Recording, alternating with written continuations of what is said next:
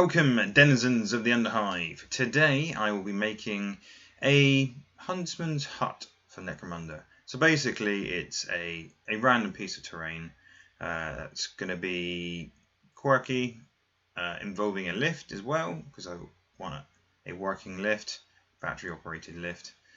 And it's loosely based on Drake Livingstone's property.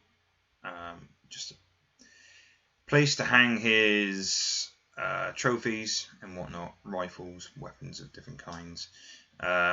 Drake Livingstone is a character that was created by Some City Radio, and although I've never seen a hut or a place of residence for him, this is what I would imagine.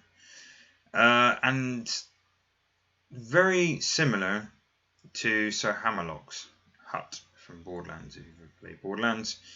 So I want it to be a raised building on stilts, legs, maybe even the Zone Mortalis pillars, because I've got loads of those. But I want it to be modular. So if I'm using the pillars, I want it to lock into the tiles itself, because each piece of terrain that I'm making personally and making modular to clip onto my Zone Mortalis tiles for Necromunda. But by all means, if you make something like this, you can always glue it to your tiles. It's not a problem. Or have it as a standalone piece of terrain. So let's see where my creative juices take me today. Who knows what it's going to end up like. So this whole terrain project was basically off the back of this box. Because when I saw that hoof and great skull there that you get in this Games Workshop Skulls box, which is an amazing kit, by the way. So many different skulls. As you can see, there's also lots of skulls in the box. Not just different skulls, but lots of skulls in the box. Especially if you're a worshipper of Khorne, this is an absolute beast of a box. 340 skulls, amazing. But this massive skull, I thought about for ages, what the hell am I going to do with it? If I can even get in the box would be amazing, right?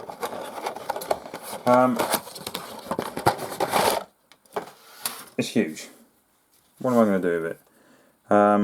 Put it on the back of a model. It's way too big. So I'm going to stick this on the front of my hut. My Sir Hammerlock from Borderlands style hut. Possibly even Some City's very own Drake Livingstone hut. So I want a hunter's kind of hut with bones and things like that on it. So basically I saw that skull and I thought build a piece of terrain around it. Yeah, it's just an excuse to use the skull basically. So. And it's always nice to have like a basic idea in your head where you want to go with this. But this is me. So if you've seen any of my videos in the past, you know that this could go anywhere. Have a rough plan, screw it up, throw it out the window, do something completely different. But I always like to show you the mistakes I made in my videos rather than just editing them out, because I want to teach you guys or show you from my mistakes what not to do. So in my head I want to have some kind of building that's quite high up with a working elevator. So I have found this little beauty on eBay. It was about £5. It's from China. And all I want is the battery pack and the motor, because this is supposed to be a winch for an elevator of sorts. Doesn't look very Necromunda-y, so I'm going to start replacing all the MDF with plastic. And maybe hide that, maybe not hide that, because it's quite industrial. I do like the look of that motor on show. But I would like to hide that battery pack. So building on stilts, possibly up really high on a pillar with some kind of cage, so this hunter could chuck his beasties in there, winch it up, and then skin it or something, or worse, in its hut. So like I said, I am going to use the Zone Mortalis columns, at least 2 columns high, to put underneath the base of this building. So these fellas, cut them out. They're pretty simple to put together. Just snip, snip, snip. So you get two sections like that, and they're pretty easy to glue together. So once you've cleaned them up, they literally will just slot into place like so. Tiny bit of plastic glue gives you something like that, and you need 2 lots of the corners for each box. So I recommend gluing them 2 pieces and 2 pieces at a time, and when they are stuck, then glue them together as before. You can always use elastic bands if you like, but plastic glue will bond fairly fast, giving it a strong seal. So when you have your 2 pillars stacked on the top, what I was thinking was a platform like this. So you've got your legs from the Sector Mechanicus, the pillars and columns, yes, pillars, combining the 2 together. It's a genetic crossbreed. Should lock onto your tile, and that sits astride in the what I like to call the no man's land bit. So this bit here doesn't have the pillars or walls in, so obviously the pillars go there and there, walls will go here, so you always have a bit of a blank space there. So I thought that would be quite nicely, and give a fairly good area to put my hut. I mean, how big a pad does this guy want? Yeah, he's got trophies and stuff, but he's on his toddler, right? He's a lone wolf. So I'm going to glue those 2 together, and what I'm thinking is my lift will be a walk-in lift. So you go in there, and it goes up to the top, and you can walk out like that. So as a lift, you can do both sides. Mainly because I don't want to hollow out the column. So let's say the lift goes in that way, and then they come out that way again. If they come underneath and go up to the top, that's fine and everything, but then you have to get a model underneath. It's totally up to you what you want to do, but that's the way I'm doing this build, or aiming to do this build. It could go completely wrong. That's why I like to record it stage by stage, so you can see all of my mistakes. Okay, so a bit of an update. I've cut out the section there, so it would be raised like that. Dropped it back in there and glued it in slightly flatter. Same with this piece here. So if you look along the channel, it's one big long trench, like the trench run in Star Wars. Pew, pew, pew, pew. Purely because I have made my basic cage. It is that kind of shape from the walkways, and one on the lower side as well. The side pieces are from the barricade set from the N19 core box. So I've just cut those stanchions off a little bit so they look like reinforcement sections. So when the lift operates, it should support that a bit more by running up and down the groove. That's the plan anyway, so less likely to wobble and fall about. Of course, I will need 2 supports there-ish to stop it from tipping and doing things like that. So there we go. It's looking okay. So the reason I've done it like that is, for example, my Goliaths are a bit of chunky boys, so I can easily fit a regular size base in there, like so. And the Goliath Mohawks do add a bit of extra height, but they can easily fit in there. So a normal size model, I say normal size, anything with a tiny base, the next size up base will fit in there.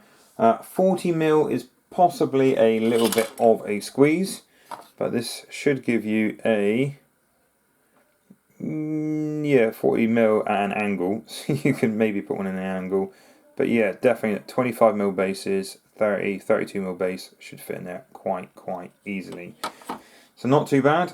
If you stuck them on the side rather than on the top, yes, you can fit bigger bases in, but you don't have the head height, so those taller models would not fit in there. So it definitely fits your average Orlok, your Escher, your Goliath. Most regular gangers, those kind of gang members sizes will fit inside of the cage. So I want to mainly use shipping containers for the top part of the building. So I've got a couple of old ones just to try out what I want to do. I want to use this canopy because I think that's pretty cool. That's from the marketplace. To make it look more huntery, maybe that's some kind of leather from a creature this guy's killed. And I want that to be the doorway. So I'm going to make one of these up, and I'm going to cut that section out.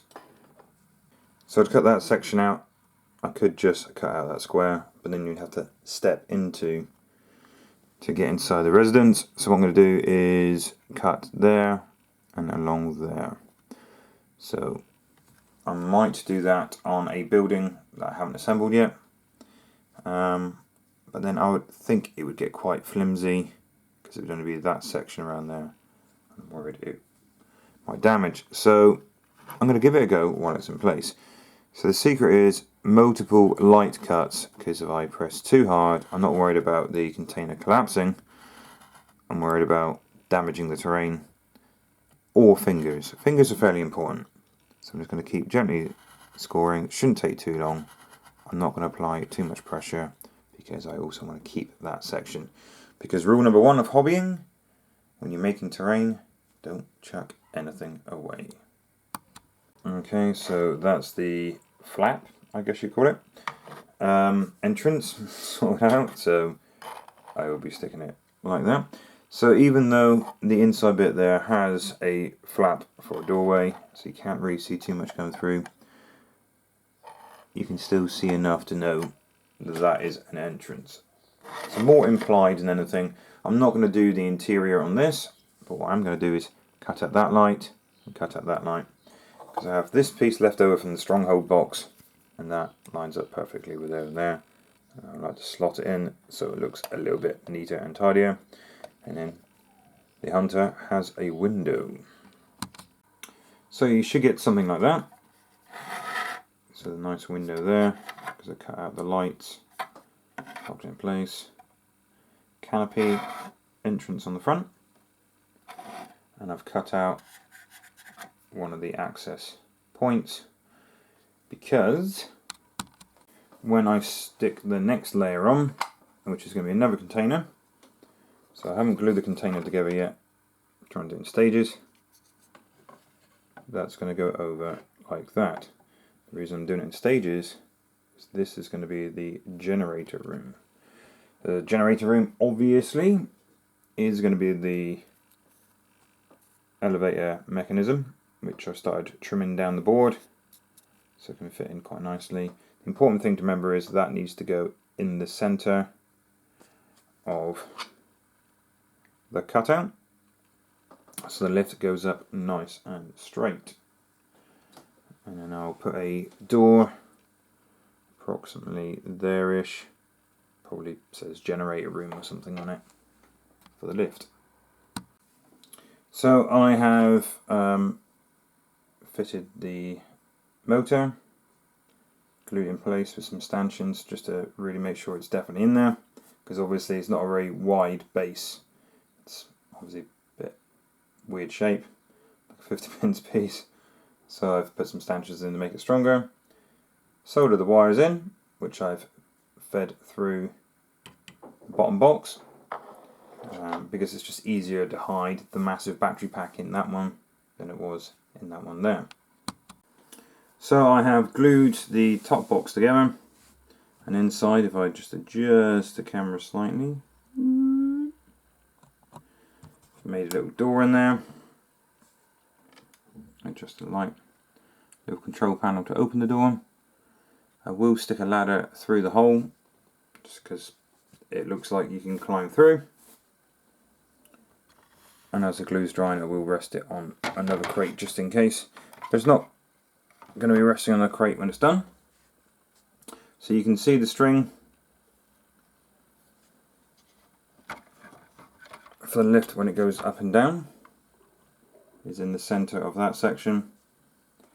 The controls for the lift are just there, those two buttons, and this piece is magnetized, just like that. So you can see the nicely frosted area of super glue. So super glue does go like that when it's confined and drying. But yeah, the battery pack is in there, so I can change the batteries quite easy in the future. But to cover up in the time being, I have an incredibly strong magnet that won't let that cover go that easy. Yeah, so it's looking pretty good so far. Of course, I will stick it on top of the stanchion, attach the cage, I guess I call it elevator cage, elevator itself, I guess, to the string, and yeah, see what it looks like. So I've decided to replace the rope, or string even, with a chain. So it definitely looks more like Necromunda within keeping. I've finally stuck this platform to the pillar. So the main platform is now part of the pillar. And there's a dog barking in the background. Which means I've cut out this section here, so this will slide in better. Now all I need is some RSJs or something to support the elevator itself, so it doesn't swing about, because it does swing about rather a lot. The only issue is, in hindsight, maybe I should have put the nicely hidden buttons on the other side, so you can just operate it out in the open, because once I put the RSJs in the way, there's not a lot of room. Or even if I don't have RSJs, somebody's got big fat thumbs, can't get in there very easy. So yeah, possibly should have done that on the other side. It's a bit late now because I've soldered it all in and glued it in place. But yes, could have done it on the other side. It's still possible, but obviously someone with not big fat mechanic's hands. So I'll drop it down slightly, just a little bit. Oop, too far. So that's where it latches in, and that's how much room I have to put my fat fingers. Not a lot. I suppose you could always poke it with the back of a paintbrush or something like that. But yeah, should have put it on that side. The only issue is, if I did put it on that side, then it would have been harder to hide the wires. So if I zoom in there, the wires then would have been on this side, unless I maybe sewed the wires still on the inside but fed it over the top of the power pack instead. I didn't show this before, but if you look carefully on the inside, just there, that little black line is actually cable ties. So tiny little skinny cable ties, have a great texture to them, very Necromunda-esque.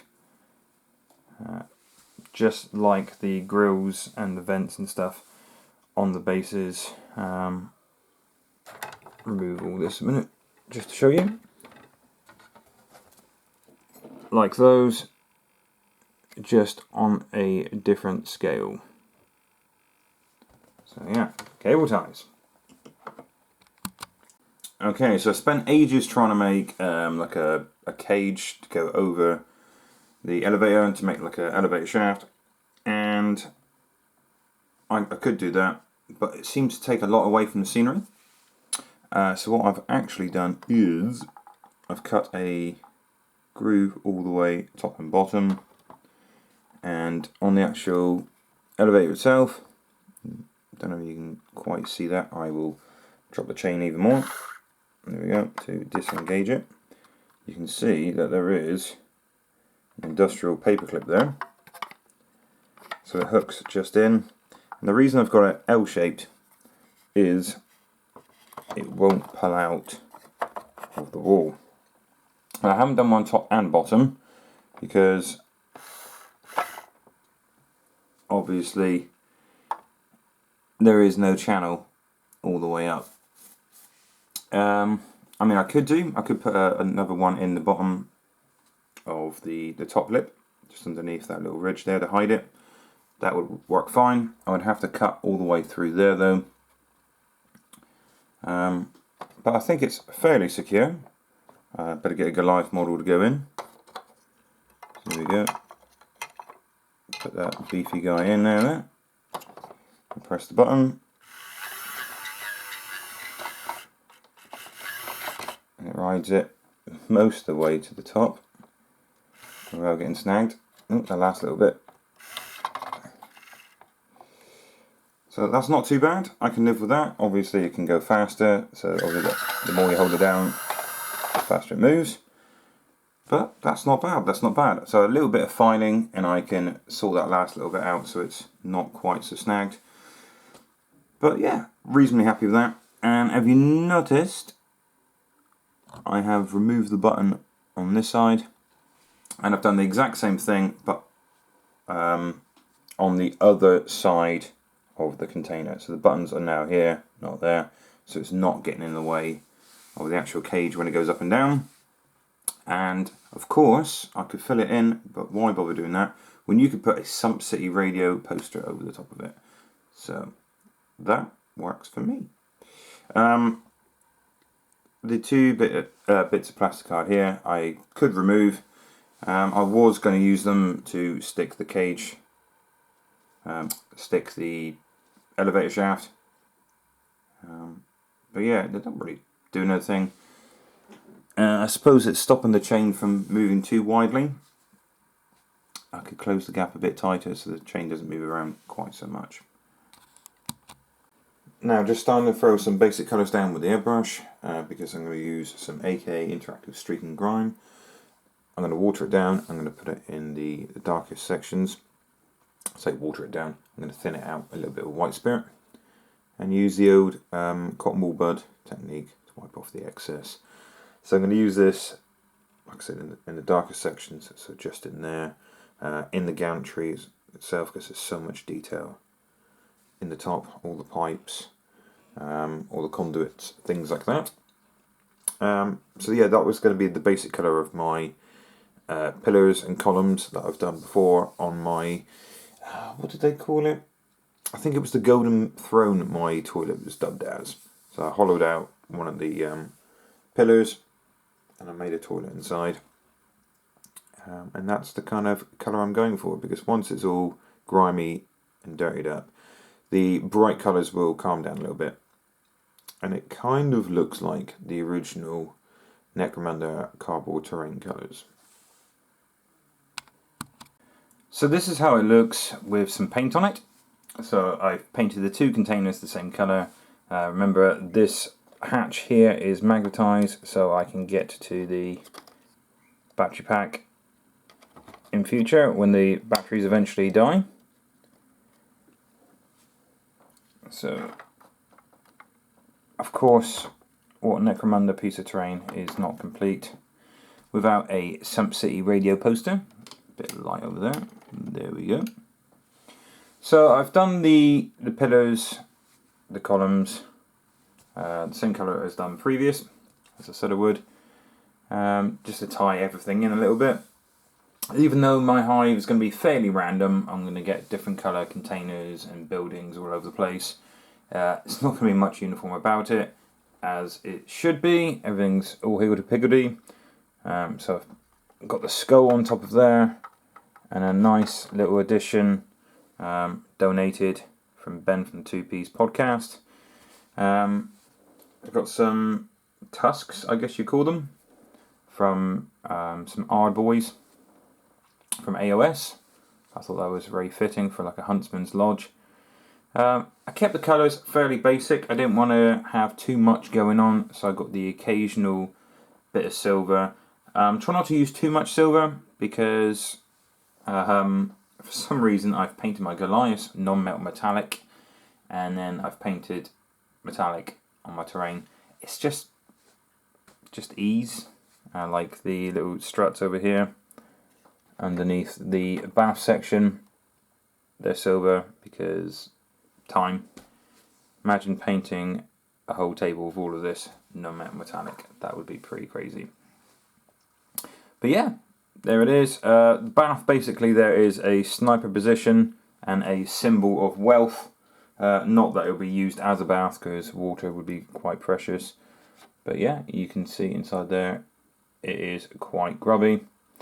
We've got a little console screen in there to open the door if you need to access the generator room for the lift. And those are the buttons to work the lift itself.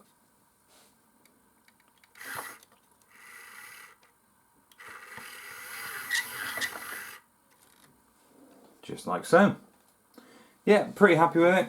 It needs a catchy title really. But yeah, I can imagine Drake Livingstone in a place like this as he's doing his research in between hunting and yeah, studying scrunts and things like that. It's just a fun bit of terrain, and basically it all started because of that one skull. I wanted to do some kind of huntsman's lodge. I did toy with the idea of using the drums from the cave trolls from Lord of the Rings, because I thought that'd be quite cool, just have a couple of drums at the front maybe. It looks a bit more tribal. Maybe some more skulls and ferns and things like that, but I didn't want to overcrowd it too much. The barrier here is an experiment because I'm hoping to do all of my barriers the same colour. So hopefully in a weekend I'm going to knock out all the barriers and handrails all one colour. So it's just a generic yellow, and then over the top I will put some streak and grime and knock off the high spots with a little bit of white spirit and a Cornwall bud. So it locks into the tile quite securely, as you can see just there. It's going nowhere. And just off camera you can see that there's a Goliath there ready to go up in the lift and ready to be painted, obviously. Can't play a model unless it's painted, Ross.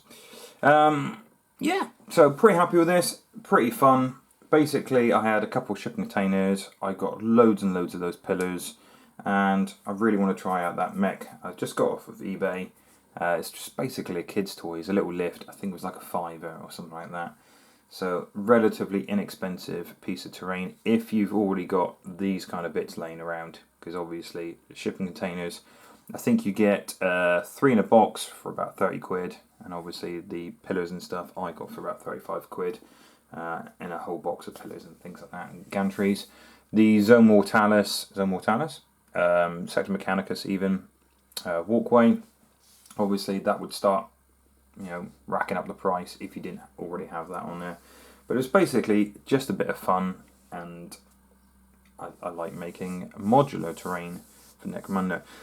Coming up next, I will be making an OnlyFans video, so stay tuned for that in the foreseeable future. But in the meantime, stay safe, you wonderful people, and hopefully you enjoyed this video.